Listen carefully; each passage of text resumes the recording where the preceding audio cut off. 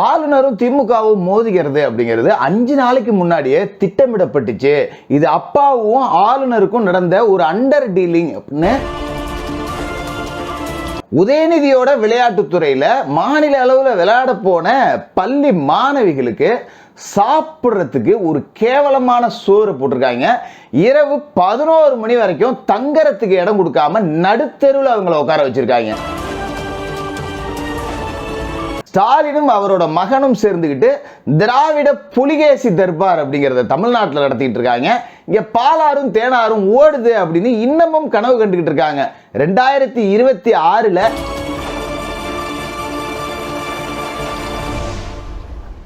முழுக்க முழுக்க கள்ள கூட்டணி அப்படிங்கிறது பிஜேபிக்கும் திமுகவுக்கும் இடையில நடந்திருக்கு அப்படிங்கிறது உறுதிப்படுத்தப்பட்டிருக்கு. இன்னைக்கு ஆளுநரை கண்டிச்சு நடத்தக்கூடிய போராட்டம் எல்லாமே ஏற்கனவே திட்டமிடப்பட்டது. இதுல ஆளுநருக்கே சம்பந்தம் இருக்கு. யார் அந்த சார் அப்படிங்கிறத மறைக்கிறதுக்காக எந்த எல்லைக்கும் நாங்க போவோம், குற்றவாளி அந்த சார் திமுக காரர் தான் அப்படிங்கிறதுல தான் இப்ப நமக்கு உறுதியான சந்தேகம் அப்படிங்கிறது இருக்கு. பொங்கல் பண்டிகைக்கு ஒரு 1000 ரூபாய் கொடுக்க வக்கில்ல உங்களுக்கு. திராவிட மாடலுக்கு தமிழர் பண்டிகை அப்படின்னா இலக்காரமா போயிடுச்சா? நீங்க பொங்கல் பண்டிகை அப்படின்னு கூட கொடுக்க வேணாம். உங்க அப்பா தமிழ் புத்தாண்டுன்னு அப்படியே மாத்தி கிழிச்சிங்கல்ல, அந்த தமிழ் புத்தாண்டுக்காவது 1000 ரூபாய். உலக தமிழர்களுக்கு வணக்கம். நான் விங்கிரத்னம். இன்னைக்கு வீடியோக்குள்ள போறதுக்கு முன்னாடி ஒரு சின்ன குறும்படம் அப்படிங்கிறத உங்களுக்கு கொடுக்குறேன். அதை பாருங்க. அதன் பிறகு நாம வீடியோக்குள்ள போவோம். அவன் ஏன் கட்சிக்காரன்ல ஐயோ என்னாச்சு இருக்கு அப்பா செத்த பிறவ நாளைக்குதான் போடுங்க அமைதியா. அவன் நம்ம கட்சிக்காரன்ல துண்டு சீட்டை பார்த்து வளர்ற மாதிரி வழக்கம் போல வளராத. அப்பாவோ தயவு செஞ்சு என்னை காப்பாத்திரியா? அது நீங்க வேற தலைவரு, நீங்க தான் என்னையே காப்பாற்றணும். இவரை பார்த்தாலே பயமா இருக்கே. அந்த பாதிக்கப்பட்ட பெண் கொடுத்த புகார்ல இது இடம்பெற்றிருக்குது அப்படின்னா அமைச்சர் யாரையும் காப்பாத்துறதுக்காக இதை பேசிட்டு இருக்க. யார் அந்த சார்? ஐயோ டாபிக் எடுத்துட்டாரே சபாநாயகர். அப்பாவும் ஏதாவது பண்ணுங்க. அதிமுகவினரை உடனடியாக வெளியேற்றும்படி கேட்டுக்கொள்கிறேன். அப்பாடா எப்படியே தப்பிச்சிட்டோம். விளங்கோடா முத நாளே எப்படியா சபா. ஐயோ இதை டைவர்ட் பண்றதுக்கு என்ன பண்றதுன்னு தெரியல. பேசாம ஆளுநருக்கு எதிராக போராட்டம் அறிவிச்சிடும். அதான் நல்ல ஐடியா. ஐயோ மறுபடியும் நம்ம மலை ஈடுவாங்க கம்ம உடம்பு தழுபலை ஒரு ஆளுநரை கண்டித்து இன்னைக்கு காலையில 10 மணிக்கு நம்ம போராட்டம் நடத்துறோம். போச்சுடா. யார் அந்த சார்? குறும்படம் ரொம்ப சிறப்பாகவே இருந்துச்சா? இப்போ நம்ம விஷயத்துக்கு வருவோம். இன்னைக்கு இந்த வீடியோ நான் பேசிட்டு இருக்கிற தருணத்தில் தமிழகம் முழுக்க ஆளுநரை கண்டித்து திமுக சார்பாக ஆர்ப்பாட்டம் அப்படிங்கிறது நடக்குது. இந்த ஆர்ப்பாட்டத்தில் என்ன வாசகங்கள் அப்படின்னா, அதிமுகவுக்கும் பிஜேபிக்கும் கள்ள கூட்டணி இருக்கு அப்படிங்கிறது தான். என்னன்னா இவங்ககிட்ட ஒண்ணுமே சரக்கு இல்லை. இவங்க ஆண்டு கழிச்ச லட்சணத்தை சொல்லி வாக்கு கேட்டு போனோம்னா விளக்கமாத்த தூக்கிட்டு பெண்கள் திரண்டு வந்து வெளுன்னு வெளுத்து விட்டுருவாங்க. அந்த பயம் இவங்களுக்கு நல்லாவே இருக்கு. அதனால மறுபடியும் பிஜேபி பூச்சாண்டி அப்படிங்கிறத காட்டியிருக்காங்க. இதுல பிஜேபிக்கும் திமுகவுக்கும் தான் கள்ள உறவு இருக்கு அப்படிங்கிறத இப்ப நாம ஆதாரத்தோட தோலுரிக்க போறோம். இந்த அண்ணா பல்கலைக்கழக இஷ்யூல யார் அந்த சார்? இதுக்கு ஆர்ப்பாட்டம் நடத்துறதுக்கு போராட்டம் நடத்துறதுக்கு அதிமுக, பாமக, நாம் தமிழர், டிவிகே உள்ளிட்ட பல கட்சிகள் பர்மிஷன் கேட்டாங்க. தமிழகம் முழுக்க எங்கேயுமே பர்மிஷன் கொடுக்கல. தடையை மீறி போராட்டம் நடத்தக்கூடியவர்களுக்கு வந்து உடனே அவங்களை கைது செஞ்சு திருமண மண்டபத்தில் அடைச்சி அந்த போராட்டத்தை ஒடுக்கக்கூடிய வேலைகள் அப்படிங்கிறத திமுக செய்து. இதுக்கு இவங்க சொல்லக்கூடிய காரணம் என்னன்னா, ஒரு ஆர்ப்பாட்டமோ போராட்டமோ நடத்தினா 5 நாளைக்கு முன்னாடியே அனுமதி வாங்கணும் அப்படிங்கிறது தான் திராவிட ஏவல் துறையா இருக்கக்கூடிய காவல்துறை அப்படிங்கிறத விளக்கமாக கொடுத்தாங்க. இப்போ ஆளுநரை கண்டிச்சு திமுக இன்னைக்கு ஆர்ப்பாட்டம் நடத்துது. தமிழகம் முழுக்க இந்த ஆர்ப்பாட்டத்தில் பார்த்தீங்கன்னா மைக் செட்லாம் கட்டி ஆயிடுச்சு, மேடைகள் அமைச்சாயிடுச்சு, எல்லா இடத்துலையும் ஆர்ப்பாட்டம் நடக்குது. இப்போ திமுகவுக்கு மட்டும் எப்படி இந்த ஏவல் துறை அனுமதி அப்படிங்கிறத கொடுத்தது? திமுக இப்போ 5 நாளைக்கு முன்னாடியே நாங்கள் ஆளுநரை கண்டிக்க போகிறோம் அப்படின்னு அனுமதி கேட்டாங்களா? என்ன 5 நாளைக்கு முன்னாடியே ஆளுநரும் அப்பாவும் அண்டர் டீலிங் பண்ணிக்கிட்டாங்களா? 5 நாளைக்கு முன்னாடி நம்ம சட்டசபை கூட்டத்தோட திறக்க போகிறோம். இந்த நேரத்தில் யார் அந்த சார்னு கண்டிப்பாக இவங்க அதிமுககாரங்க போராட்டம் நடத்துவாங்க. அதனால் நீங்கள் நாட்டுப்பண்ணை நாங்கள் முடியல அப்படின்னு சொல்லிடுறோம், நீங்கள் கோச்சிட்டு போயிடுங்க. நீங்கள் நாட்டுப்பண்ணை அவமதிச்சிட்டேன்னு என் மேலே பழிய போடுங்க, நாங்கள் தமிழ் தாய் வாழ்த்தை அவமதிச்சிட்டேன்னு உங்கள் மேலே பழிய போடுறோம். இதை அப்படியே டைவெர்ட் பண்ணி விட்டு நாங்கள் உங்களை கண்டித்து ஒரு போராட்டம் நடத்துகிறோம், நீங்கள் எங்களுக்கு எதிராக ஒரு பாசாங்க அறிக்கை அப்படிங்கிறத விட்டுக்கிட்டுருங்க அப்படின்னு சொல்லிட்டு அப்பாவும் ஆளுநரும் 5 நாளைக்கு முன்னாடியே அண்டர் டீலிங் பண்ணி 5 நாளைக்கு முன்னாடியே திமுக பர்மிஷனை கேட்டுச்சா ஆளுநரை கண்டித்து நாங்கள் போராட்டம் நடத்த போகிறோன்னு? இப்படி தானே நாம் எடுத்துக்கணும். அப்படி இல்லைன்னா நேற்று அனுமதி கேட்ட திமுகவுக்கு இன்றைக்கி எப்படி அனுமதி கொடுக்கப்பட்டிருக்கு? ஏன் உங்களுக்கு ரூல்ஸ் எல்லாம் பிரேக் பண்ணுற அதிகாரம் உங்ககிட்ட இருக்கா? அது எப்படி உங்களுக்கு மட்டும் பர்மிஷன் அப்படிங்கிறது கேட்ட உடனே கிடைக்குது, எதிர்கட்சிகளுக்கு கிடைக்கல? ஒரு மக்கள் பிரச்சனை, ஒரு மாணவியோட வாழ்க்கை பறிபோயிருக்கு, அதை கண்டித்து ஆர்ப்பாட்டம் நடத்தினா அனுமதி கொடுக்கறதுக்கு துப்பு இல்லை.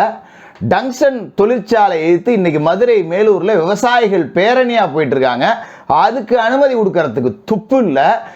ஒரு மறைந்த எதிர்கட்சி தலைவர் கேப்டன் விஜயகாந்த் அவர்களோட நினைவு தின ஊர்வலத்துக்கு அனுமதி கொடுக்க துப்பு இல்லை. திமுகவுக்கு மட்டும் எப்படி கொடுப்பீங்க? அப்போ திமுகவுக்கும் உங்களுக்கும் அண்டர் டீலிங் அப்படிங்கிறது ஓடிக்கிட்டு இருக்கு. அப்போ இங்கே ஆளுங்கட்சியோட அடியாளாக தான் காவல்துறை செயல்படுதா அப்படிங்கிற கேள்வி சாமானியனுக்கும் எழுதா இல்லையா? பெரிய சர்வாதிகாரம் பண்ணிக்கிட்டு இருக்கீங்களா நீங்கள்? மக்களோட கோபம் முன்னுக்கு வந்துருச்சுன்னு வச்சுக்கிங்க. ஏற்கனவே ஒரு படத்தில் சொல்லியிருப்பாங்க பார்த்தீங்களா, ஜனம் டென்ஷன் ஆச்சு, அடித்து துண்டை காணும் துணியை காணும்னு ஓட விட்டுரும். அப்படி தான் ஓட போகிறீங்க 2026. புலிகேசி தர்பார் நடத்திட்டு இருக்காங்க ஸ்டாலின் அவர்களும் உதயநிதி அவர்களும். நம்ம ஆட்சியில் பாலாரும் தேனாரும் கொடுத்துன்னு இன்னும் நம்பிக்கிட்டு இருக்காங்க. ஜனங்க எப்படி தெரியுமா நினச்சிட்டு இருக்காங்க? இன்னும் என்ன பைத்தியக்காரனாவே நீ நினச்சிக்கிட்டு இருக்கல அப்படின்னு. 2500 ரூபாய் எடப்பாடி பழனிசாமி அவர்கள் பொங்கல் பரிசு கொடுத்தப்ப ஸ்டாலின், உதயநிதி, கனிமொழி இந்த வாயிலாம் இவ்வளோ நிலத்துக்கு பேசுச்சு. இந்த பூங்கோதை இருக்காங்கல்ல, அமைச்சர் பூங்கோதை, அடுத்து தளபதி ஆட்சி தான் 5000 ரூபா கொடுத்துருவாங்க. யார்? 2500 ரூபாயை கொடுக்க போகிறப்ப அடுத்து நம்ம தளபதி ஆட்சி தான் 2500 ரூபாயில் 5000 வாங்கிக்கலாம். என்ன பேச்சு பேசிச்சு அவங்க வாய். இப்போ நீங்கள் என்ன கொடுக்குறீங்க? 1 கிலோ பச்சரிசி, 1 கிலோ சர்க்கரை, இதை வாங்குறதுக்கு வக்கத்த நிலைமையில தமிழர்களை வச்சிருக்கீங்களே, உங்கள் ஆட்சியை எதை கொண்டு அடிக்கலாம்? கேள்வி எழுதா இல்லையா? இங்கே இதை கூட வாங்க வக்கில்லை. இந்த லட்சணத்தில் இதை வாங்கறதுக்கு டோக்கணும், அதுக்கு போய் கியூவில் நிற்கணுமா? 100 ரூபாய்க்கு எல்லாம் சேர்த்து 100 ரூபா வருமா? உங்கள் 100 வாவாயை வாங்கிறதுக்கு நாங்கள் டோக்கன் வாங்கிறதுக்கு ஒரு நாள் வரிசையில் போய் நிற்கணும். இந்த அரைச்சான் துண்டு கரும்பை வாங்கி திங்கிறதுக்கு அதை போய் நாங்கள் வரிசையில் நிற்கணும். ஏன்னா மக்கள் அவ்வளோ கேவலமாக போயிட்டாங்களா உங்களுக்கு? மக்கள் கேவலமாலாம் போகல, எதையும் மக்கள் மறக்கலாம் இல்லை. நீங்கள் விஷயங்களை திசை திருப்பி மறக்கடிக்கலான்னு பார்த்தீங்கன்னா இந்த பாட்டி சொல்கிறது தான் நடக்கும். அவனே தான் சொன்னானுங்க 5000 ரூபாய் தர ஓட்ட போடுங்கன்னானுங்க, நாங்க போட்டுட்டோம். இப்ப என்ன காசு கொடுக்காம சும்மா வெறும் அரிசியவோ மசாலையும் கொடுத்து விடுறாங்க. இதை வச்சா நாங்க பொங்கல் கொண்டாட. கேட்டுக்கிட்டீங்களா? பெண்கள் உச்சபட்ச கோபத்தில் இருக்காங்க. என்ன தமிழர் பண்டிகை? நீங்க தான் திராவிடர்கள், அப்புறம் எப்படி தமிழர் பண்டிகைக்கு நீங்க அப்படியே கிழிச்சிருவீங்களா வழங்கி? தமிழர்களோட பண்டிகையை அழிக்கணும் அப்படிங்கிறதுக்காக தான் இப்போ இந்த கொடுக்குற வேலையை நிறுத்திடுவீங்களா? உங்கள் 1000 ரூபாயும் உங்கள் 2000 ரூபாயும் நம்பிலாம் இங்கே எந்த தமிழனும் கிடையாது. ஏன்னா நான் இன்னும் டீப்பாகவே உங்கள்கிட்ட கேட்குறேன், நீங்கள் தெலுங்கர்கள், திராவிடர்கள், தமிழர்கள் பண்டிகைக்கு நீங்கள் கிழிக்க மாட்டீங்க. உங்கள் அப்பா தை மாதம் 1ஆம் தேதி தான் தமிழ் புத்தாண்டுன்னு சொன்னார்ல, சித்திரை இல்லை தமிழ் புத்தாண்டு தை தான் அப்படின்னு. தை முதல் நாள் தமிழ் புத்தாண்டுன்னு சொல்லியாவது 1000 ரூபாயை கொடுத்துருக்கலாமே. வாய்க்கிலேயே பேசுனீங்க 2500 ரூபா கொடுத்தப்ப நாங்கள் 5000 ரூபா கொடுப்போன்னு. வெக்கமாகவே இல்லையா உங்களுக்கெல்லாம்? இதுக்கு பேர் தான் புலிகேசி தர்பார், திராவிட புலிகேசிகள் இவங்க. கேட்டால் ஆளுநரோட அண்டர் டீலிங் வச்சுக்கிட்டு, பிஜேபிக்காரனோட அண்டர் டீலிங் வச்சுக்கிட்டு, கள்ள கூட்டணி வச்சுக்கிட்டு இவ்வளவு வேலைகள் பார்க்குறது. துரைமுருகன் வீட்டில் ரைடு நடக்குது. ராத்திரியோட ராத்திரியாக துரைமுருகன் கிளம்பி டெல்லிக்கு போகிறாரு. நைட்டு அவர் போன உடனே இங்கே ரைடு நிப்பாட்டப்படுது. 2019 தேர்தல் அப்போ 11,45,00,000 கதிரானந்தோட இடத்துல கைப்பற்றப்பட்டுச்சு. இந்த சம்பவத்தில் தாமோதரன் உள்ளிட்டவர்கள்லாம் விசாரணை முடிஞ்சிருச்சு. 7 தடவைக்கு மேலே கதிரானந்துக்கு சம்மன் அனுப்பியும் அவர் ஆஜராகாதால ஈடி ரைடு வந்திருக்கு. ஏன் கதிரானந்த கைது செய்யலை? 7 முறை சம்மன் அனுப்பியும் ஆஜராகாதால அவர் கைது செஞ்சிருக்கலாமா, செஞ்சிருக்க கூடாதா? இதுதான் அண்டர் டீலிங் ஆச்சு. ரைடுங்கிறதே நாங்கள் சும்மா இந்த அண்ணா யூனிவர்சிட்டி மேட்டரை திசை திருப்பதே விட்டோம், இதை போய் பெருசாக பேசிக்கிட்டு இருக்கீங்க அப்படிங்கிற மாதிரி தானே இதை நம்மளால் நினைக்க முடியுது. கள்ள உறவு வச்சுக்கிட்டு தமிழ்நாட்டு மக்களை இப்படி பாடாப்படுத்துறதுக்கு அப்படி ஒரு ஆட்சி நீங்கள் ஆண்டு, அப்படி ஒரு ஊழல் பண்ணி பணத்தை சம்பாரிச்சு, அப்படி ஒரு அதிகாரத்தை சம்பாரிச்சு எங்கேயா தூக்கிட்டு போக போறீங்க? கொஞ்சம் மனசாட்சின்னு உங்கள்கிட்ட இல்லவே இல்லைங்கிறது எங்களுக்கு தெரியும். காலம் அப்படியே இருக்கும்னு நினச்சிட்டு இருக்கீங்களா? இன்னமும் உங்களுக்கு கருணாநிதி காலம்னே நினச்சிட்டு இருக்கீங்களா? இப்போலாம் அப்டேட் அப்பப்போ அவன் செல்ஃபோனில் இருக்கான், நீ இப்படின்னா அவன் அதுக்குள்ளே கண்டுபிடிச்சிருவான் நீ எதுக்காக இதை செய்கிற அப்படின்னு சொல்லிட்டு. அந்த அளவுக்கு நடக்குது. இதில் அப்பா தான் இப்படி இருக்கார். என்ன ஆட்சி நடத்துகிறோன்னே அவருக்கு தெரியாது. அவர் பாட்டுக்கா பொம்மை போயிட்டு பொம்மை மாதிரி வரார். பொம்மை முதல்வர் தான், அதில் எந்த மாற்றமெல்லாம் கிடையாது. இதில் உதயநிதி, அதாவது உதயநிதிக்கு மட்டும்தான் துணை முதல்வராகக்கூடிய தகுதி இருக்குது. துணை முதல்வராகக்கூடிய ஒரே தகுதி பெற்ற நபர் சின்னவர் உதயநிதி. யார்? உங்கள் 200 கொத்தடிமைகளை வச்சு நீங்கள் கோஷம் போடலாம். உதயநிதியோட துறை லட்சணம் எப்படி இருக்குது தெரியுங்களா? நேற்று மதுரை எம்ஜிஆர் விளையாட்டு அரங்கேற்றத்தில் 17 வயதுக்குட்பட்ட மாணவிகளுக்கான பேட்மிண்டன் போட்டிகள் அப்படிங்கிறது நடக்குது. பர்டிகுலராக எனக்கு தெரியும். ஏன்னா அந்த விளையாட போன மாணவிகளில் என்னோட பெண்ணும் ஒருத்தர். இரவு 11 மணி வரைக்கும் தங்கறதுக்கு இடம் கொடுக்காம அங்கே போன மாணவிகளை தெருவில் உட்கார வச்சு இந்த திராவிட மாடல் உதயநிதி ஸ்டாலின் அப்படியே கிழிச்சிருவார்ல அவரோட துறை. 11 மணி வரைக்கும் மாணவிகள் நடுத்தருவில் நிறுத்தப்பட்டிருந்தாங்க, தங்க இடம் இல்லாமல். சாப்பாடுங்கிற பேரில் ஒன்று போட்டாங்க, பிச்சைக்காரன் வாந்தி எடுத்த மாதிரியே. ஒருத்தர் கூட அதை சாப்பிடல, எல்லாம் இங்கிட்டு வாங்கி இங்கிட்டு கொட்டிட்டு போய் கடையில் தான் சாப்பிட்டாங்க.